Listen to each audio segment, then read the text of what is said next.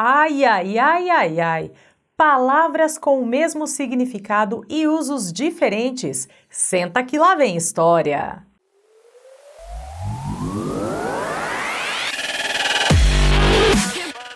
Olá, turma esperta! Já vem se inscrevendo aqui no canal, ativando o sininho e compartilhando esse vídeo com a turma toda! Hoje vou falar de um assunto que pode confundir muitos iniciantes no inglês e até os mais adiantadinhos, é isso mesmo! Qual a diferença entre start e begin? As duas palavras têm o mesmo significado, começar. Em vários casos, você pode usar qualquer uma das duas, porém, em casos formais, quando se tem a opção de usar qualquer uma, é preferível que se use begin. Editor, dá um close aqui, ó. É preferível, mas não é um caso grave se você trocar, ok? Usamos só a palavra start quando, por exemplo, nos referimos a máquinas, como ao ligar um carro, ligar o liquidificador, ligar a máquina de lavar, ligar o computador. Ou seja, nesse caso, a palavra start já ganha um outro significado, que seria o da palavrinha ligar. Agora, vamos falar de algo chatinho, que gera muita confusão, que é a conjugação do verbo begin. Você notará que temos três formas do verbo: begin, begins e begun.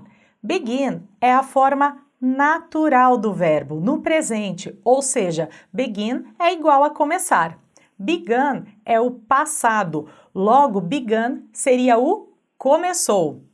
Quando você ver begins com o S no final, significa que o verbo está sendo usado na terceira pessoa, ou seja, quando nos referimos a ele, ela, a animais ou objetos. Então vamos ver uns exemplos aí, ó. Eu começo, I begin.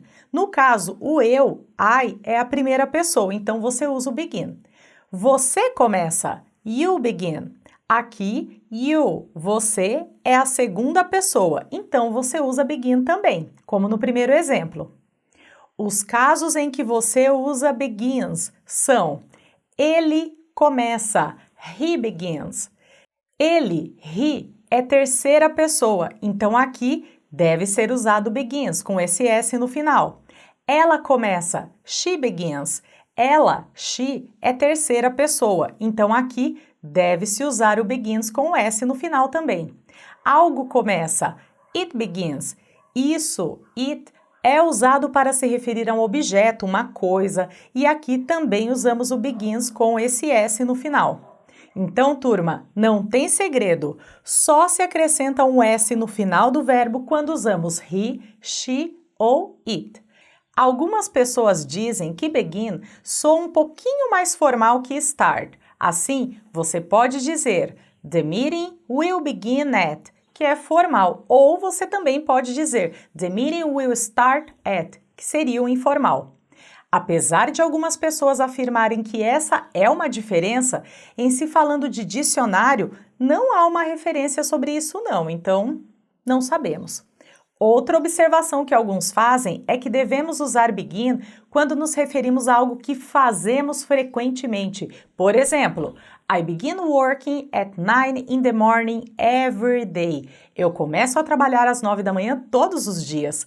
Nesse caso, a ação trabalhar é iniciada frequentemente às 9 da manhã. Por ser algo rotineiro, algumas pessoas parecem preferir o uso da palavrinha begin. Já para algo que não seja frequente, há uma tendência pelo uso de start. I started working when I was 14 years old. Eu comecei a trabalhar quando eu tinha 14 anos. Ressalto, porém, que embora algumas pessoas mencionem essa diferença aí, não há nada que impeça o uso de uma palavra no lugar da outra. Afinal, a ideia será compreendida sem problemas. Então, resumindo, turma, não se desesperem sobre qual o melhor a usar. Se você começar a observar o uso natural dessas duas palavras em textos, filmes, seriados, músicas, conversas com amigos, você logo perceberá que há algumas combinações com as quais uma palavra é mais frequente que a outra. Não adianta tentar achar uma explicação lógica. Relaxe e vai. E você já sabe, just keep it fun.